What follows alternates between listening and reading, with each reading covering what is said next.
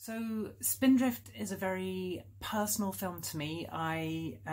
It's based on my own experiences, and then obviously exaggerated. I grew up in a very small island in the north of Scotland, in the Orkney Islands, and my childhood there was really free. We kind of, grew up riding horses and cycling and playing on the beaches, and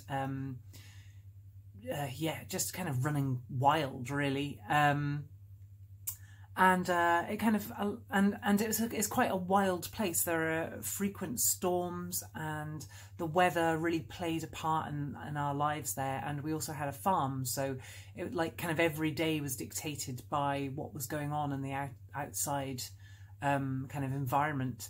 And that also allowed us to connect very much with the kind of wildlife that arrived on migration routes in the summer and things. So there was this kind of deep connection with the place. The story itself is based on my own kind of experiences of feeling isolated in this kind of small community. And also my dad has Asperger's, which is a form of autism. And there was that kind of sense of not really being able to connect to him, which is portrayed in the story. And also my mother was French, so she had kind of travelled all the way up and had these 3 young children in this farm and this tiny island in Scotland. And I know there were parts of her that really loved it, but I also know there were parts that just couldn't connect to the place like she would have needed to kind of survive and be happy there. So this whole idea of this girl befriending the eagle came from these tombs that they have there. It's a very archaeologically rich place. There are tombs and cairns scattered all over the place from the Bronze Age. And we grew up playing in these places. And there's one place in particular that's called the Tomb of the Eagles.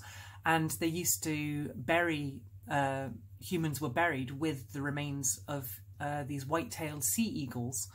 And I kind of started questioning this connection with nature and these birds in particular, and what they would have meant to these people living on these isolated islands.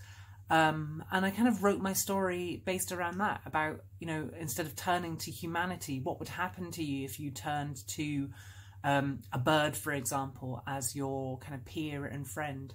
And that's what this girl has done. And it's really about kind of making a decision between humanity and this kind of wild life that she has, and trying to kind of come to terms with who and what she actually is, and kind of learning to trust herself and be who she is, despite the kind of things that pull her in each direction in her life.